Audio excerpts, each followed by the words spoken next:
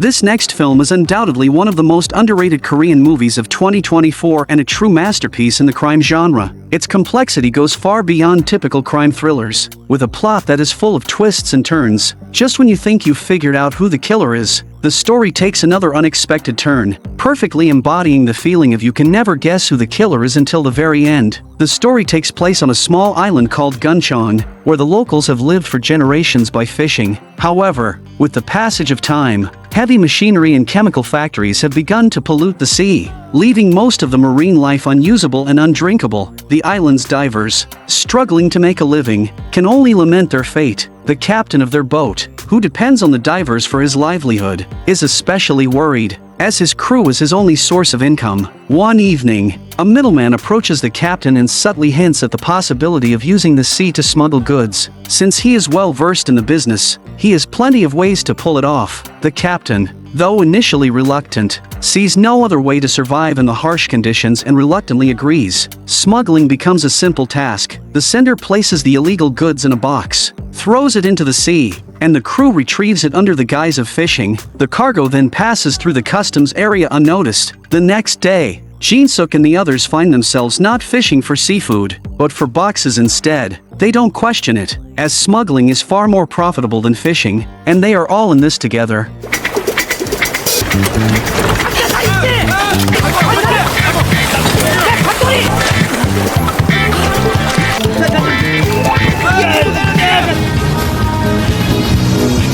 Soon, they successfully complete their first smuggling deal, with every crew member walking away with a handsome profit. With each successful deal, they grow accustomed to this new, dangerous lifestyle and are unwilling to return to their old, impoverished ways. But smuggling is, after all, a high-risk business. As the middleman notices that their operations are running smoothly with no problems, he starts getting greedy. He approaches Jin-suk, the captain's daughter, with a proposition for a larger deal, smuggling gold. The captain had already refused this deal, but Jin-suk, along with her friend Chunja, knows the potential rewards of such an endeavor. They agree, secretly bypassing the captain. On their way back, the two discuss how they will manage the deal without the captain's knowledge. Only 3 people are in the loop: Jin-suk, Chunja, and Pilsam, the driver. When the shipment arrives, the divers immediately notice that the goods feel heavier than usual, but they think nothing of it and continue their work. However, while hauling up the last box, the rope gets caught on a rock and snaps. The 2 women struggle to pull it up,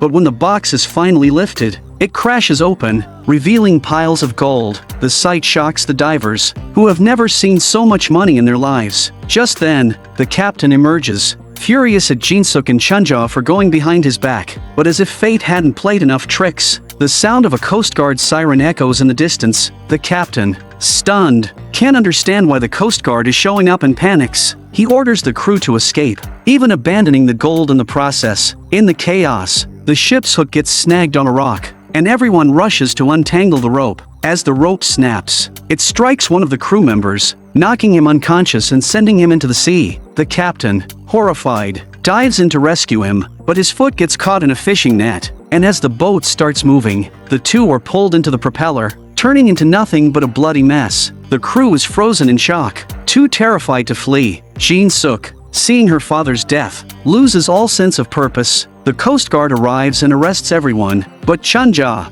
seeing the chaos, sneaks to the back of the boat and, while the police are distracted with the divers, quietly jumps into the sea. By this point, Jin-suk, as the mastermind behind the smuggling, was sentenced to 5 years in prison due to the massive scale of the operation. Watching Jin-suk's downfall, one can't help but feel a sense of deep sorrow. However, once released, one of her former crew members begins asking around about Haruko's whereabouts. When visiting Jin-suk in prison, she claimed she had heard rumors outside. Everyone was saying that Chunja was the one who tipped off the Coast Guard, which explained why they appeared so timely. It was also said that Chunja had escaped the scene when the Coast Guard arrived. Each visitor who came to see Jin-suk brought her the same disturbing news, and this crushed Jin-suk's spirit. After all, it was Jin-suk and her father who had taken Chunja in when she had nowhere else to go, giving her a home. To think that Chunja would betray them for a small reward, exposing their operation, it was a betrayal too deep to fathom. In prison, Jin-suk's days felt like years, consumed by thoughts of vengeance. Meanwhile, Chunja, on the outside, reinvented herself as a top smuggler, dealing in high-end mink fur. She quickly made a name for herself in the underground smuggling scene, but her reckless ambition soon put her on the radar of dangerous criminals. She was kidnapped, and the culprit behind it was none other than Supervisor Kwon, the kingpin of Korea's smuggling underworld. Seeing Supervisor Kwon, Jin-suk trembled in fear. Supervisor Kwon was a seasoned veteran in this game, and those who fell into his hands never came out unscathed, either dead or severely maimed. Supervisor Kwon wasted no time striking Chunja on the head, leaving a blood-red trail down her face. Terrified, Chunja dared not make a sound. Supervisor Kwon's demand was simple: 30 million Korean won, and he'd let her go. However, Chunja didn't have that kind of money. She quickly thought on her feet, knowing that Supervisor Kwon was in need of a safe smuggling route, especially since other smuggling teams in Seoul were under heavy police scrutiny. Seizing the opportunity, Chunja sold up the place they used to operate, Guncheong Island. At the same time, Jin-suk was released from prison. Once free, she returned to her old smuggling ways, but things had drastically changed. She used to be the person in charge of the entire smuggling operation in Chuancheon, but now she is just another small worker. A single mistake could get her scolded by the buyers, and even when her old friend was injured during a delivery, no one offered to cover the medical bills. The boy they had once taken in, Pilsam, had grown up and become the boss of smuggling operations. He had lost any familial affection he once had for Jin-suk and now saw the divers as mere tools to help him retrieve goods. He had become a true opportunist, a man who had forgotten his roots. One day, while doing laundry, a fellow diver rushed up to Jin-suk, claiming that Chunja had returned. Initially, the other women dismissed it as gossip, but the diver explained that Chunja had come back from Seoul looking for Pilsam. Jin-suk immediately rushed to find her. Her hatred for Chunja had become a deep-seated rage, and she stormed into the room where Chunja and Pilsam were talking. Without a word, she slapped Chunja across the face. Chunja, clearly not one to back down, immediately retaliated with a slap of her own. The two women slapped each other fiercely, while Pilsam stepped in to break them up. Their exchange was filled with venom and anger. 정말 너였냐? 나 모르냐? 그 난리 겪고 깜빵 갔다 오는 동안 네가 어디서 뭐하다 왔는지도 모르는 사람한테 한다는 소리가 난 모르냐?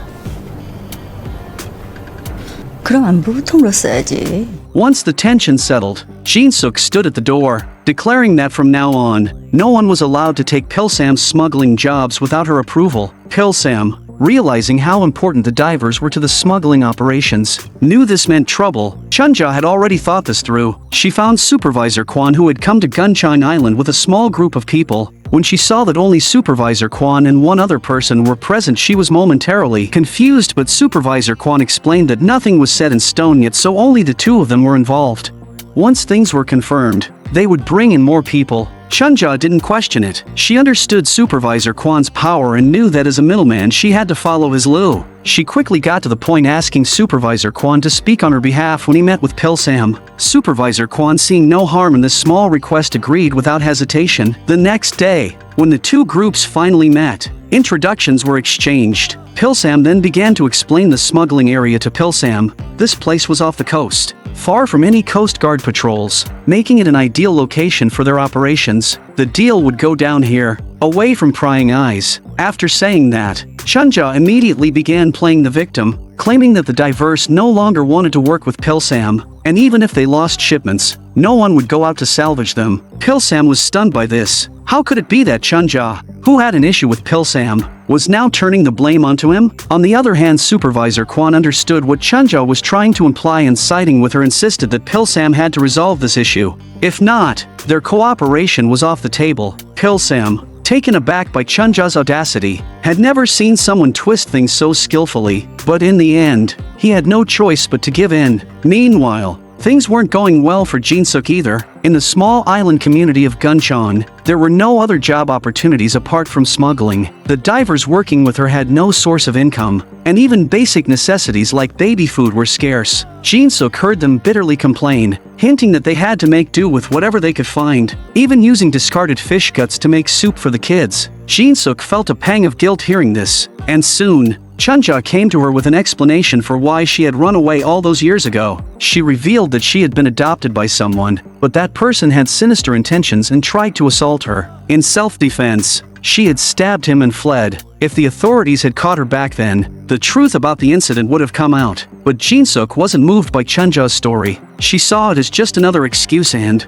in a fit of rage, grabbed a knife and pressed it against Chunja's neck. She could never forgive Chunja for betraying her father. With that, she stormed off. The next day, Jin-suk received troubling news. One of her old crew members, unable to get any smuggling jobs, had gone to a shark-infested area to catch seafood and had her leg bitten off by a shark. Jin-suk rushed to the hospital with her, but the medical bills were steep and no one had money to pay. Feeling desperate, Jin-suk had no choice but to ask Chunja for help. She agreed to cooperate, but only if Chunja and her team would prepay a portion of the money to cover the medical costs. Without hesitation, Chunja agreed. What Chunja didn't know, however, was that every move she and her team made had been under the watchful eyes of the local police. Supervisor Kwan's name echoed loud and clear in the criminal underworld. It was obvious he wasn't dropping by for a friendly chat. Taking advantage of the opportunity, the police raided the tea house where they had been meeting. The owner, OK Boon, who had once been Jin-suk's close friend, though not a diver, was shocked when the police showed up. Not only were they investigating Supervisor Kwan, but they also accused her of tax evasion. OK Boon, terrified,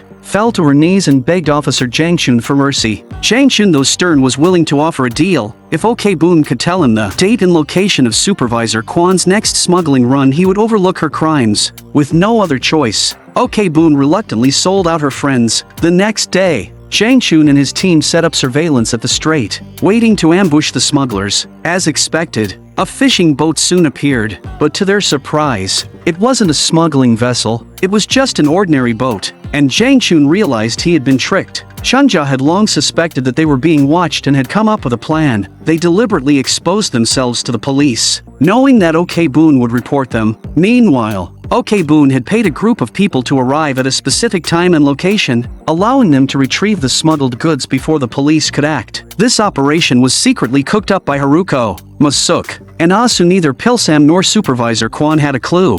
When the crew celebrated their success, Supervisor Kwan and Pilsam remained clueless. Jin-suk, not wanting to get caught up in any more drama, left after a quick drink. However, Pilsam was growing increasingly frustrated and began accusing Chunja of withholding information. He told her that if she kept this from him, she would be no better than a traitor, and that there was no trust left between them. Supervisor Kwan heard this but said nothing. Instead, he turned to Pilsam and began lecturing him.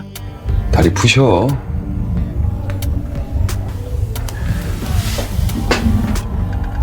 주머니에서 손도 빼시고.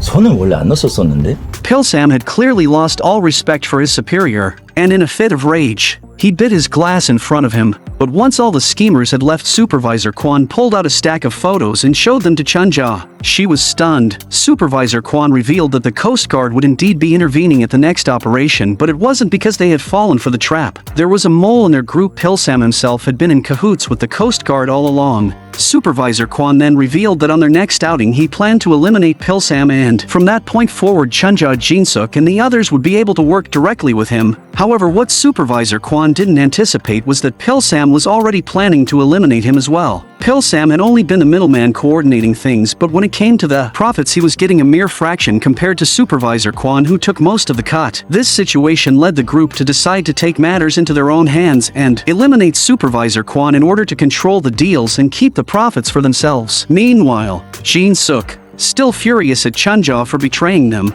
went to the police station to try and find out who had been the one to inform the authorities about their smuggling operation. She hoped Officer Jang Chun might inadvertently let something slip. However, Jang Chun refused to share any information, explaining that they kept the identity of informants strictly confidential. But as Jin-suk was leaving, she happened to spot a file folder containing the whistleblower's report. After seeing this, Jin-suk couldn't let it go, and soon after, she ran into Chunja on the street. Chunja, sensing the moment, showed Jin-suk photos of Pilsam's deal with Officer Jang Chun, and began revealing everything. She explained that after the incident, she had met with the middleman, who had revealed that only 3 people knew about the gold herself, Jin-suk and Pilsam. Shortly afterward, The middleman had disappeared, likely silenced by Pilsam, and after the incident, the gold mysteriously vanished. Chunja now believed that Jangchun and Pilsam had divided it between themselves. Chunja also confessed that when she had jumped into the sea to escape,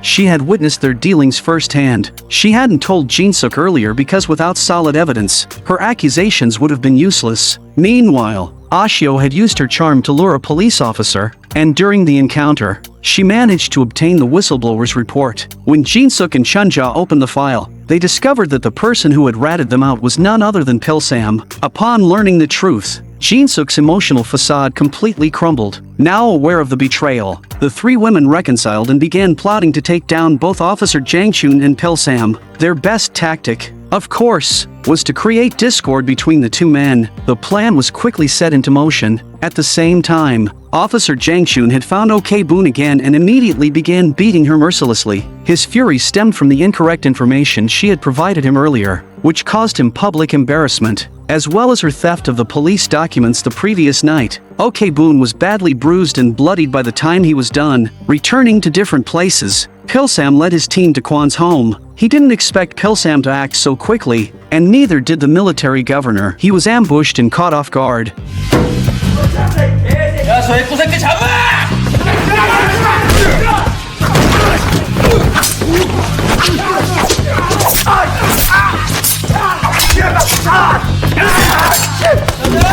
Outside, one-eyed, though formidable in strength, couldn't handle the overwhelming numbers, and after a brutal battle, he was overwhelmed and stabbed to death. Inside, Supervisor Kwan fought fiercely, facing the attackers alone.